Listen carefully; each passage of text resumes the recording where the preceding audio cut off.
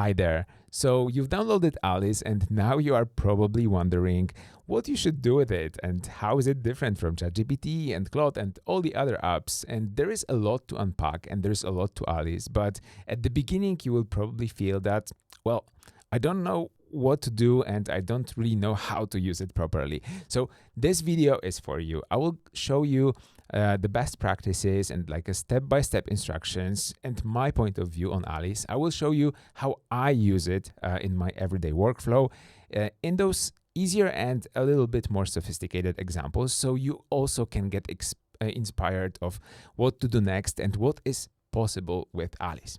Okay, let's get started. So this is Alice. Once you start conversation with your assistant, the first assistant that you'll create, in my case, this is Foxy, you will have an app that looks kind of like this. You can, of course, reorganize this app. You can change the size of the window and then the interface changes slightly as well. You can make it full screen. You can put it on the side of your screen. So I usually work with Alice like this. I have this window open like that on the right-hand side. And on the left-hand side, I usually work with my apps.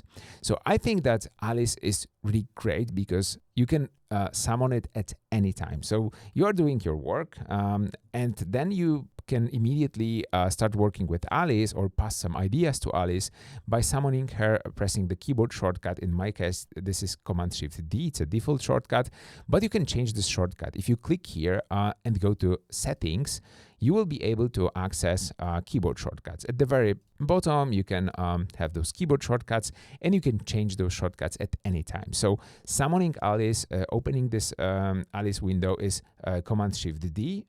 This is toggle up visibility option, but you can change it to anything in case it conflicts with one of your shortcuts, for example.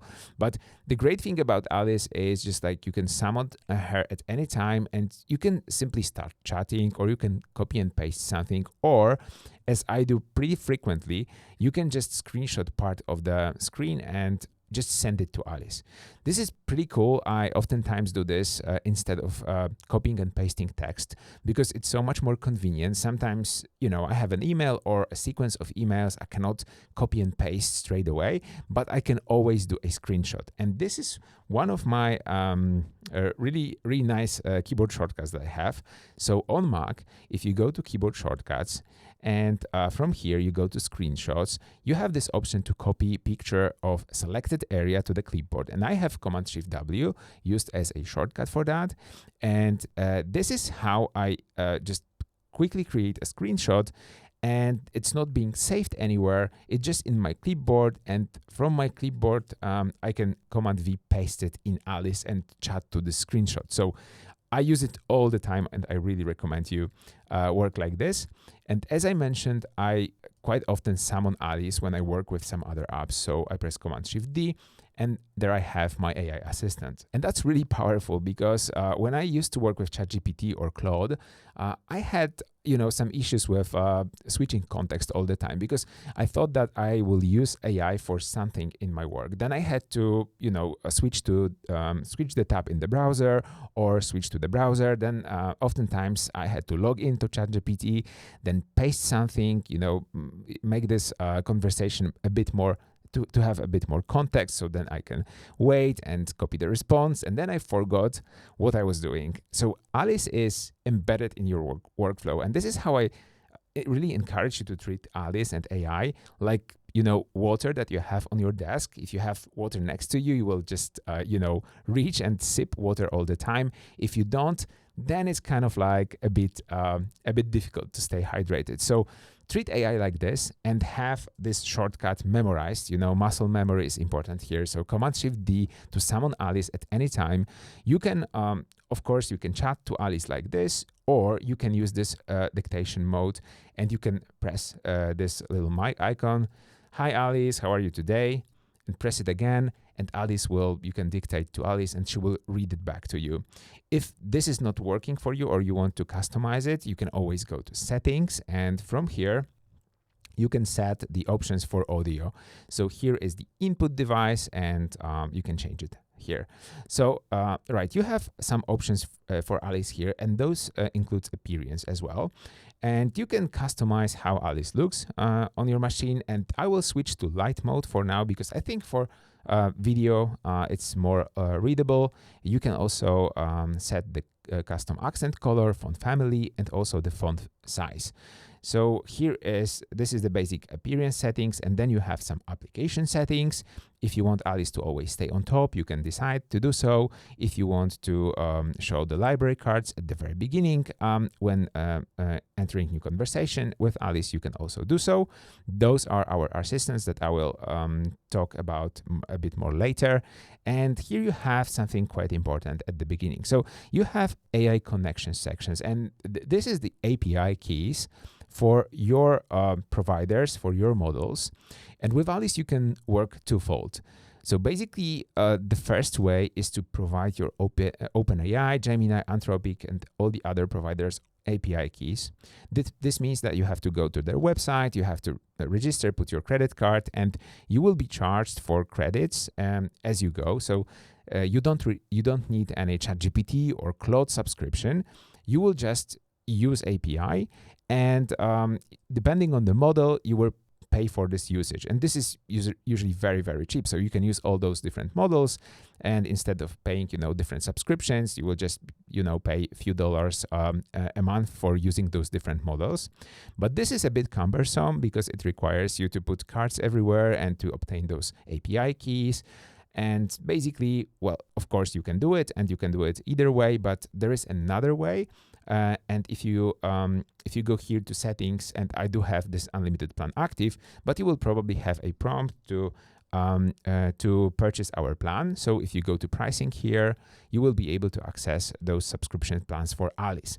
And the subscription plans are really great because they allow you to use our keys to chat with AI. And we even try to give you a bit more credits because we can batch purchase them from operators. And those models are available here. So once you start new conversation, this is, by the way, Command N shortcut. If you press Command N to start a new conversation, you will be able to change the model. This is the default model that I have selected for Foxy, my main assistant. By the way, if you click on Foxy's avatar here, you will go to the assistant settings. And now I want to show you only one setting, this model and behavior. I have selected GPT-5 chat, which is actually not the greatest model out there, but you can select and you can use any of those models here. And this is the default model, which will be active with each new conversation. So I press Command N and I land in GPT-5 chat experience. I can change it for every conversation, so I can change to better model, GPT-5, but then again, if I press Command N for new conversation, I will again load this default model for this particular assistant. And those models with OpenAI logo, with Anthropic logo, Grok logo, those are the models that uses your API keys that you provided in the settings here, okay? So you will be charged for using them with your API keys. But we also have those models that are marked with Alice icon at the very bottom and also a little star. And those models are available for you if you have subscription for Alice. So if you buy one of our subscription plans, we will deliver you all of the newest and greatest models. You don't have to register anywhere. It's super straightforward. You just enroll into subscription and you can use those models. So for example, you can use GPT Chat, and now I'll be using GPT Chat from Alice's subscription. Okay, so yeah, you can just say hi and Alice will respond back, and you can lead this conversation with our API keys, and you won't be charged additionally for this usage. Now, what I want to also explain is if you go to Assistant, you will be able to not also change those models, but also change some settings for different things that models can do. And this includes, for example, web search or image generation. So if I go to a model that is powerful enough to have this web search feature, and for example, this GPT-5 chat is not, and you can preview this here, and you can preview different capabilities of the models here. So for example, this one can search the web, GPT-5, but GPT-5 chat cannot. And it has access to some tools, it has vision, so it can see images that you drop on Alice. And this is how you can see which model is more powerful or, for example, can access web. So for example, if I select GPT-5 Mini that has this option and I go here, I can enable web search, or I can press just press Command O. And now I can ask for some information that will that model will get from its general knowledge, but also it will search internet for it. So who won the last Grammy Awards? And it should get some information from the web search. And this web search is actually a web search inside of this GPT-5 Mini model. So a lot of different models, they have embedded tools. One of them is web search, and it's enough to have those OpenAI API key enabled to have this web search feature. And also in our subscription plans, in our models, you can access those web search features. But if for some reason you want to change it, and there is an option to change it at the assistant level, so if I go to Fox's settings, again, I click on assistants, and then I click on edit here. I can go and I can select those settings, and I can change them from native web search to Firecrawl. So this is a bit more elaborate and advanced. If you know what Firecrawl is, you can always switch this model behavior. I generally recommend you to use the native web search because it's very good, but if you know what you are doing, you can switch to Firecrawl. And this requires you to give in the settings to provide this Firecrawl API key, because there is also keys from external providers that you can provide, and one of them is this key. And then in the assistants, you will be able to switch from the native web search feature to this Firecrawl feature. But I really recommend you to use this native web search feature, and you can also make it work faster or be more comprehensive, but then you have to wait a little bit for the answer, or just leave it as medium. And additionally, you can set the location and also domain filtering. So this is pretty cool, because if you have an assistant that is a researcher, for example, and you only want to research in, let's say, Estonia or in some specific country like US, you can do it. You can also specify the city. So this is pretty cool, because then a web search feature will only include those results connected to the city or region. Also, you can use domain filtering, and this is especially useful, for example, if you create assistants that have some specific knowledge about, let's say, creating React components and developing websites. Let's say add domains that contains documentation for React, and only use those domains to provide answers. And then if you ask some question, you will be sure that you will get the recent answer and the latest documentation, the latest answer from documentation of React, but it will be faster and it will default to search only for this website. Then you have image generation settings, and this is pretty cool in Alice as well. And by default, right now, it changes a lot, but right now, by default, we use Nano Banana. And Nano Banana is a great model from Gemini. It will probably change in the future as we try to include the latest and greatest models here, but also you can change it to OpenAI's model. So this Nano Banana works with our subscription right now, and that one is not. So it means that you have to provide OpenAI key, similar to the Firecrawl key that I showed you a minute ago. And if you want to use this ChatGPT image generation, you'd have to have this OpenAI key, and it will work on your keys. But Nano Banana will work both on your Gemini keys. And I also have to say that you have to go to Google Studio, Google AI Studio, and you have to add the payment method to Gemini in order for this to work if you don't have Alice subscription. If you have subscription, it will work on your subscription. And I recommend leaving Nano Banana. So let's see the result here. And I have all the results. I have all the thinking provided by GPT-5 Mini, and also its approach to collect those website information and then provide me with the answer. So this was the web search feature. Now, if I enable create image feature, generate image feature, well, it doesn't really matter that I'm using GPT Chat here, because for image generation in Foxy, I have selected here Nano Banana model. So it will use Gemini and Nano Banana. Okay, so let's generate a cute cat. Okay. And this is crafting the perfect prompt. So my prompt is not really great, but it will improve it and will try to generate the best image possible. So here we have it. It's really nice. What we can do with this image is we can, for example, save it. I'm going to save it to my downloads. And also, we not also can generate images, but we can actually chat to those images. And this is really cool feature of Alice. So here we can attach file. And let me select this saved CAD file. And I'm going to ask change fur color to black. So I need to adjust this image, and Nano Banana is actually great in that, and probably in the next models that we'll implement will be very good too. So here we have the original image, and there we'll have a modified image. And we can chat to images, and we can get rid of, Photoshop and all those other tools, because as you can see, everything stays exactly the same. So we have this little star and this mouse here, and everything is the same. It's just the fur that changed. And this is how you can make adjustments, and you can work with images, with your photos. You can, for example, easily remove some elements from the background of the photo. You can just chat with them, and Alice does all the work for you. So this is how it works. Now I want to show you another great feature, which is the assistance library. So here you can see the library, and you can hide it at any times, but you can also access it by clicking on the settings, and then here we have the library. From the library, if you have our subscription, because those assistants in the library are only available in subscription, you can browse different assistants. And you can also do it on our website. If you go to assistants, here you have all the categories and all the assistants that you can browse.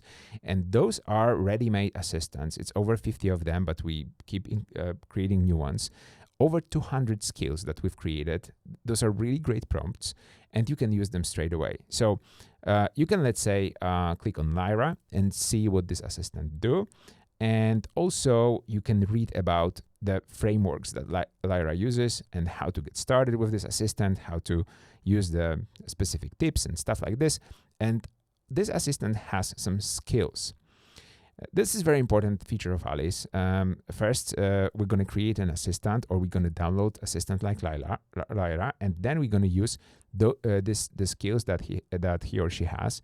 So how to do it exactly? Well, it's as easy as clicking install here. If you have a subscription, this will be enabled, and you can click install.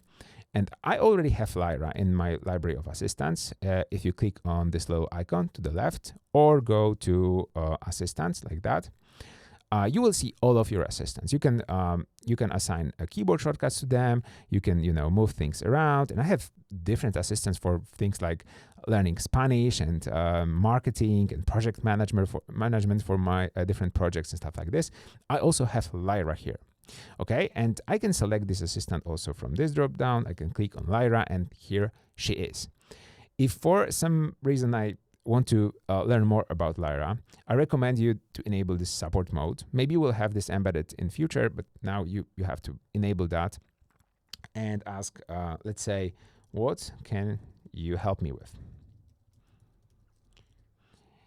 And as you might suspect, the concept of assistants work that those are separate prompts, separate personas that you define in Alice. And each persona is a little bit different. Each persona is kind of like helping you with different ideas and problems. And as you can see with this enabled support mode, Alice knows the context where you are, what kind of assistant you use, what kind of skills you have, and can tell you everything about this particular assistant. So, for example, Lyra is a problem-solving assistant. And it's a great assistant. I recommend you to try it out. I'm going to just show you with the new conversation what are those skills that she can have. Because Lyra, if you click on the assistant, and if you create a new one, you're going to see the new settings. You can make her default. There is a name, description, avatar, You can decide that she is online all the time, and all the things that are a bit more advanced, you can decide on the model. But the most important thing is a system prompt. So there is some rules to Lyra. There is some facts, there is some rules. You can obviously change it. You can change all of the prompts. If you mess with Lyra a lot, you can reinstall the assistant by just clicking on install again, and you'll have another instance of her. So you can fully customize all of those. And you have some problem-solving frameworks. And this prompt in general is not too long. We try to keep it like concise because it is loaded into every conversation, but it for sure defines who assistant is and what can it help you with, okay? So she's helping with problem solving. But on top of that, she has some skills, and those skills are defined here. So we basically create skills that are some prompts that can work on top of the assistant. And this way, we will have an assistant use those prompts whenever we ask her or him to. So there is a lot of different skills that I have. So for example, translating to different languages, optimizing content, fixing grammar, and stuff like this. And those are not really necessary to put them in the assistant prompt itself, because we don't want, to overload this prompt. But whenever we want to fix grammar, we can use it. And this is a prompt for fixing grammar. And we can select the assistants that we want to use this prompt in, okay? So we can select multiple and save changes, and those skills will be available for this assistant. And this is a very powerful concept, because if I have like a practical problem, and I'm gonna just paste this practical problem here, I don't want to use the fix grammar prompt. Instead, I'm going to use, let's say, design thinking, okay? And here is how I do it. I just click on this little icon, and I can see all of the skills that Lyra has. So Lyra will first introduce herself with the prompt that she has, like a base prompt. But then on top of that, I'm going to also implement this design thinking prompt, and you can also click here to preview the skill and preview the prompt. And I will kind of like use two prompts at once. I want her to solve this 50-50 partner in agency problem using the design thinking framework. Okay, so let's go ahead and ask her to do it. And there she goes. She's returning the answer, and there's like some steps for me to first empathize with the situation. Then we have next steps to define the problem and stuff like this. And she also asks me some follow-up questions, and we can speak about this problem more. Or I can, so for example, change it to some other skills. So for example, 6 Hats Thinking is another framework for resolving the same problem.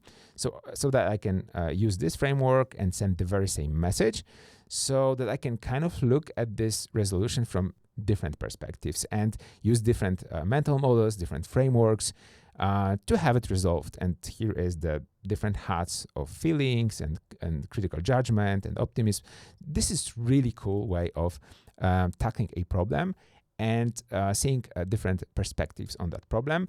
And thanks to Lyra and the assistant structure, not only I have this context preloaded, but I have this ready-made skills, and I don't have to chat, I don't have to bring this context for so long. So the main problem with AI, I think, is that we kind of don't have the context when we open ChatGPT or Claude app, and then we always have to start from scratch. Well, yes, we kind of can use documents, we kind of can create GPTs, but it's not the same. Here, you can define assistants as a first layer, and then you can have those skills as a second layer of ready-made prompts that are always at your disposal, and you don't need to bring this context anymore. And bringing more context into conversation is always better, and you will always get best answers if there's a lot of context to it. So thanks to Alice, you kind of don't have to start from scratch. And this is the big difference between Alice and ChatGPT and other apps. Alice is always there, but you can use whatever assistant and skill you want, and you don't have to repeat yourself and over tell that you are working for such and such company and you have such and such problems. She knows it, and she can help you with that straight away. Okay, so that's one type of things that I do in Alice. Another assistant that I use quite often, for example, is the one for growing Alice. And if I ask, what can you help me with? Amy will tell me that she's kind of like a growth manager for Alice, and she can help me with different things, but usually with marketing. Okay, GPT-5 is not the best model in terms of speed, so maybe I will stop this. You can always press stop. You can press Command N for new conversation, and you can use, for example, I'm going to use this 4.1. What can you help me with? Again. And here you will get the answer a bit faster. So there she is. She already knows about my growth and marketing strategy, content ideation, copywriting. She knows a lot about Alice. She has this context, so we can get to work very quickly. And she also has some skills. But also, I want to show you the idea of documents. So she already has some documents enabled. And those are Alice personas and Alice value proposition. And now I want to open new conversation and I want to work on a post. And now let's ask Amy. I want to work on a X post for Alice launch. Here is the draft. And I kind of always try to feed Alice with some information beforehand. I never ask her to create, let's say, copy for me from scratch. I never ask her for creating like a blog post or something. I always try to give her some bullet points, my reasoning, my thoughts, or maybe just a first draft of the post. So here I paste the first draft of the post. We are launching on Product Hunt, blah, blah, blah, and all these things. So this is how I imagine this might work. But now I want Amy to help me, and I want first her to analyze some documents. So those are the documents that I have here. I can go to manage documents. If you don't have any documents, you simply upload them to Alice like that. So you click upload, you upload them to Alice, and here I have in Alice folder, you can create new folders and organize those documents. I have those personas and value proposition file. Working with documents in Alice is really interesting, and it also differentiates Alice from Claude or some other tools. Because, for example, in Claude, of course, you can create projects, and then you will put some files into these projects, like this Alice personas. I was specifically testing that because I wanted to compare Alice files to that approach. And in Claude, you kind of put all of the files here. But to be honest, Model is not really great with handling all of those different files. Even if the capacity of the project is like 1/3, it will hallucinate a lot, and it will use its general knowledge. It will use some kind of descriptions of those files. You never know what kind of like file until you really ask for a specific quotation or something like that he used to create this, and many times Model is hallucinating and not using those files. So in Alice, the approach is a bit different. So yes, you load files here as well, but then you have total control over how the description and title are here. So you can edit the description and you can edit the title and description. And this is really critical because you have to understand that Alice won't load all of those files to your conversation. It will only know Alice the name of the file, so Alice personas, and this description at the very beginning. So even if you have this docs enabled, I have Alice personas enabled and docs enabled in this conversation. But Alice in this conversation only knows the title and description. If I want her to read this document, I will ask her specifically, read personas, and also I want to read this value proposition, and also I want to read this X tweet writing guidelines. So read personas, value prop, and X guidelines files. And I don't have to be very specific with the names and stuff because she will recognize those. But I want her to specifically use those files in this conversation. I want them all to be loaded to the context, and then give me 3 proposals for a viral tweet. Okay, so few things happened here. First, I have those docs enabled here and there, so I can use them in the conversation. Second, I used some kind of the draft that I've created. So I I already put some thought in it, and the more thought you put in it, the more deliberate points you will come up with, the better answers you'll get from AI. And then also I used the assistant Amy that has knowledge of my project. She already knows what Alice is and how I want to promote it and stuff like that. But for this specific task, I needed some additional knowledge. And this additional knowledge was loaded as documents. And I specifically told her to bring those documents into the conversation. And now I have much more control. It's much more control than in Claude or ChatGPT or, just like having random answers generated from the model or from documents. Here I know everything because I can also check these thinking steps. In this case, it's using thinking because I'm using GPT-5. If you use some other models, you won't probably see those steps. It depends on the model, but you can go through those steps and you can see that in this step, she decided to load the first document. So she loads document about Alice personas. And then she's still thinking, okay, and then she loads another document. She's thinking, she's loading another document, thinking. You can scroll through this. And lastly, she is giving me 3 viral ready options turned for X algorithm. The first option, here we have it. It's not really great in formatting that, but we have the second and the third. And those are not random options. Those are really things that are customized to my use case, that are customized to what I want to create. And I didn't have to provide all of this context myself because Alice knew it from the docs, from the assistant prompt, and I could just create the draft and ask her to do what she's best in.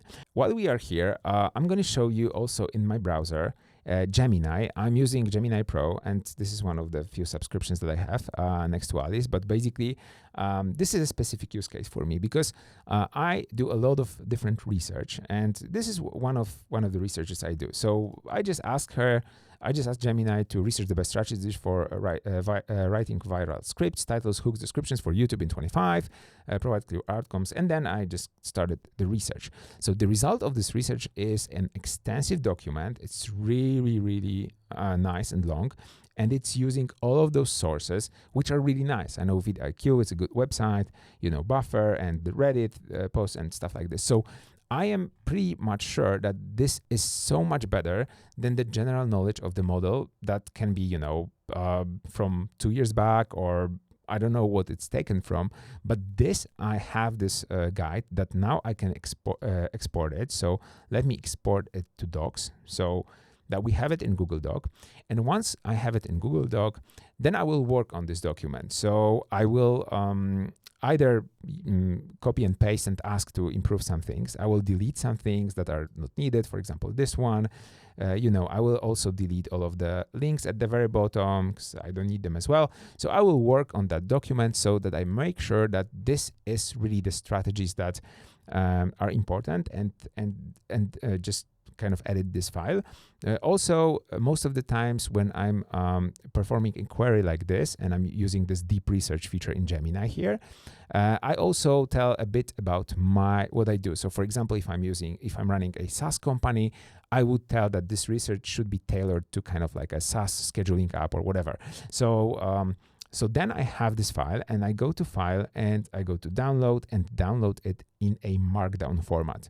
Markdown is really great because it's like a text format. It's very lightweight, but also it has indications of what's important. So for example, the headers and everything like this, the structure of the document is kept so that Alice can make sense of it, can make better sense of it. So I download it as a MD file, and then I go to Documents, Manage, and I upload this file to Alice. So here, for example, I have this modified YouTube strategy, and I will put it to Alice, and she will automatically generate description, read the file, and what I should do now is basically after she generated the description, I should edit the description and title, because remember that this is the only thing that Alice will load into the context at first when you have those files selected. So if I edit the description, I should maybe delete that. I don't need that. Okay. And then I would just change this probably, but I think it's pretty good as it is. And maybe I will move this to guides. And as I go to guides, you can see that this is the file that I have. I can also edit the contents of this file directly. So Alice is keeping those files in her directory, and I can edit those if I want. So this is also a really cool feature. And once I'm here, I would also like to mention that Alice is fully private, like a privacy first, because she keeps all of your conversations and all of your files on your desktop. She's not sending it anywhere. She's not sending it to us. Well, she is sending your questions to a specific model that you are working with, but you can also use offline models, and then the information stays at your computer, and no one can access them at any time. So it's very secure and private. There's also one thing connected to that. If you move to another machine, to another computer, remember to move those files with you. And at the very bottom of the settings tab, there is backup and restore, and you can export those settings from here so that you load them later on the new computer, so that you have all the settings.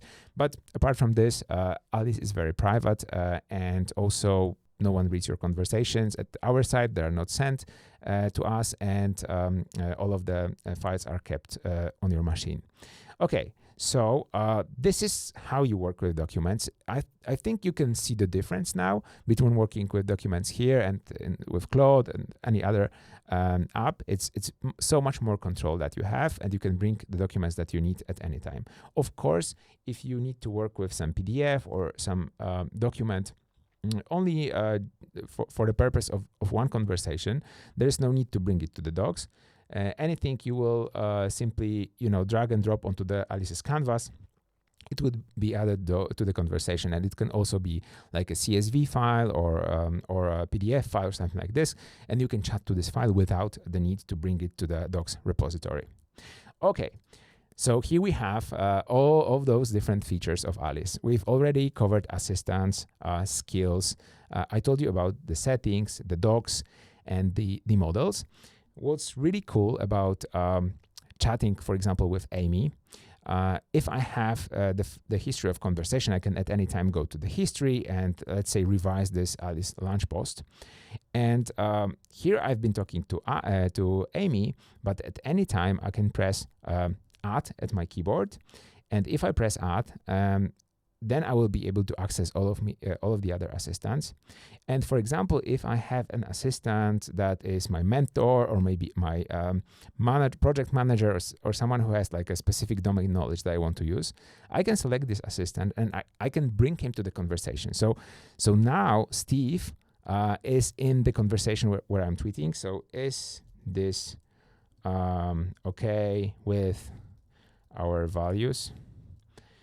And I know it's not like the best English, but basically you can see that Steve is now answering. Okay, so basically I can have different pieces of knowledge, and I can bring assistants to different conversations. So for example, if I'm drafting a copy for a blog post, at any time I can bring a sales assistant and ask whether this is kind of like good for sales, and marketing assistant can not have this knowledge. So that's really cool. And Steve is now signaling that it's okay. The draft lines up tightly with values. And also, I have to mention that you can mention those assistants and you can bring them to conversation, but you can also change models in the conversation. So as you can see, I switched immediately to GPT-5 chat because this is what Steve is using instead of GPT-5 that I was in before. But at any time, I can also switch to whatever model I want. So for example, Opus 4, which is really powerful, and I can continue conversation with this model. So this model will load the conversation to its context and then reply using specific Cloud Opus 4, which is something that you cannot find in any app, which is really, really cool because those models, they have different traits. They work better with long form or short form content or programming, coding. You can bring them at any time and you can change them in one conversation. So it's a huge way of like utilizing AI's capabilities in Alice. Now I want to show you some bit more advanced workflow workflows with Alice. Now you've seen quite a lot of things that I do on daily basis, but it's not all. Well, what I also do is I use tools. So for Foxy, for example, I have various tools enabled. This is Zapier, Notion, Beeper. I can enable Linear, some other tools as well. Those MCP servers can communicate with your software, and you can, for example, ask what's in my calendar for this week. And what Alice is going to do, she will use the appropriate tool. So in this case, she will use the Google Calendar and search for the events, and then she will return the reply. So this is cool because now you can basically stay within Alice. You don't have to log in, forget those logins, and you don't have to do all of those things outside of the app, and you can communicate with all of the software that you have. So not only calendar or Gmail, but you can ask for a HubSpot customer. You can ask for creating an invoice with your invoicing software. You can ask for anything, and you can connect those tools using, for example, MCP servers. We have some other ways to do it as well. So here we have it. I have a flight, I have a lunch, I have something like that. So this is really cool. Can you add to calendar, let's say sales meeting with Adam tomorrow at, let's say 2 p.m. for 1 hour. Okay, let's try this. And it's running another event, and that is going to add this to my calendar. So there we have it, success, Google event added, and there we have the sales meeting is in my calendar. I can open it in my calendar, and Adam's email is kind of wrong. So this is a problem. I should provide the correct email address, or I should use my memory. I haven't used memory before, so I'm going to show you how it works. This is the feature that enables memory in Alice. So if I ask, do you know Adam Gospodarczyk email, she probably won't. But if I enable memory and ask try now, she probably will, because I have a lot of different pieces of information stored in my in the memory. So yep, now she knows it's adam@techsistence.com. So if I have this feature enabled before, she will send the calendar invite to the proper Adam. But this is a really cool feature. If at any point I will ask, remember that I have to do shopping. This is like a useless information, but I can put like a little pieces of information here. So for example, that I live in Warsaw, that I have kids or something like this. And she will, once I ask her to remember, she will confirm this memory, and I can edit this memory or I can confirm this. In this case, I'm going to cancel. And then if this mode is enabled at any times when I will ask about shopping, she will remember. So this one I will also reject. And if you go to settings, I will also show you where this memory is. Here we have all the memories. They are tied to your assistants. And for example, if I select memories in Foxy, then I have, for example, my email address, Adam's email address, and some other information that I ask her to remember. And if you're working with this mode enabled, she will always recall those information when needed. Those are little bits and pieces of information. So you can see now how this is different from, for example, docs that are pretty extensive, or those master prompts for assistants that you can edit here, or master prompts for skills. So this is kind of it. I scratched the surface of MCP servers and having Alice use your apps. And she definitely can. I was using Zapier here, and if you want to use start from this, you can go to Zapier MCP, and here you simply connect Alice. It's very simple. You create new MCP server, you connect Alice with this Zapier MCP in the settings. You provide this address that she will provide in the connection string, and then you add the tools. And you can search for any of 8,000 tools that Zapier supports. And for example, you can add Slack, and then you will be able to chat to those tools and ask Alice to perform some kind of actions in those tools. This is fairly simple, and I encourage you to go to Alice Academy as well and check, because we have like this MCP tutorials and skills tutorials and Zapier tutorials as well. So go ahead and check Academy. I don't want to go into details in this one, but you can definitely use it to chat to different apps. And if you want to even put it further, you can use different skills to prepare automations and connect to different software as well. So for example, I have Todoist app here, and I have skill in Foxy. So if I press / or click on this little icon, I can select this Todoist create task. And this is a specific skill that is utilizing my automation. It's basically connecting to my Make or Zapier or N8N automation. And if I ask her to read a book tomorrow, 1 p.m., she will help me perform this action. And she won't use MCP tools for that because it's disabled. Instead, she will use my custom automation that I've created within this skill. I'm just showing you that so that you know that these possibilities exist. And I hope that you'll have an appetite to kind of explore more, maybe learn how to do it. It's really straightforward. There's no coding required. And this way, you can create a really sophisticated, really cool automations. I have a lot of actions like this. For example, this one I'm using all the time. So this is an API for my calendar that I've created automation for. And if I just say 30, it will automatically create a link to my calendar, like a one-time link that is to my Zencal calendar. And this is a one of 30-minute meeting that someone can schedule with me. And this way, I have connected different APIs, different apps that I use. So, for example, my teammates can ask Alice to add a customer to a subscription, or maybe they can ask to issue an invoice or to get details about some customer from our database. It can also be accomplished with Alice, and this is thanks to remote actions that you can learn about from our docs as well. But I just wanted to show you that so that you can see that those capabilities are really, really beyond what you can do with ChatGPT or Claude. And I really think that if you start from the beginnings, and I began this video with just showing you how to use Command-Shift-D to get Alice to answer any questions at any time, this will be a great first step.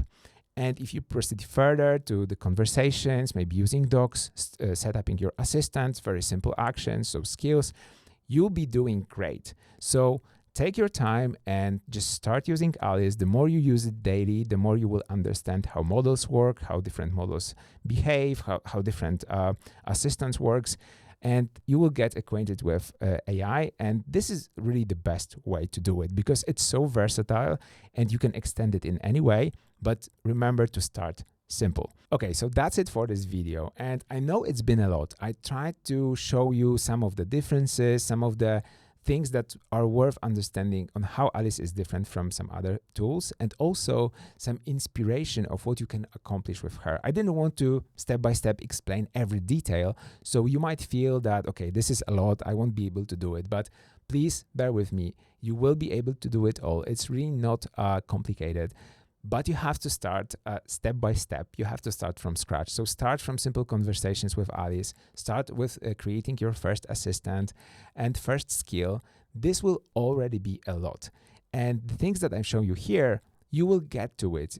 Try to think of it like maybe help in your everyday tasks, and don't try to overcomplicate and set up everything in Alice at once. Just start your work, do your work as you do usually, but try to remember that for every problem you have, you can quickly summon Alice and you can ask her for resolution. And this is how you kind of like get used to it, and you kind of start to explore some cool capabilities. But this is given that you have a problem at hand that you want to solve at this very moment. So I really encourage you also to check our community on Discord. There's a lot of power users and beginners, and everyone is kind of like very helpful and showing their examples. So I will hope you will join us, and I hope that you will get as much value from Alice as we do. So I hope you enjoyed this video, and I see you in the next one.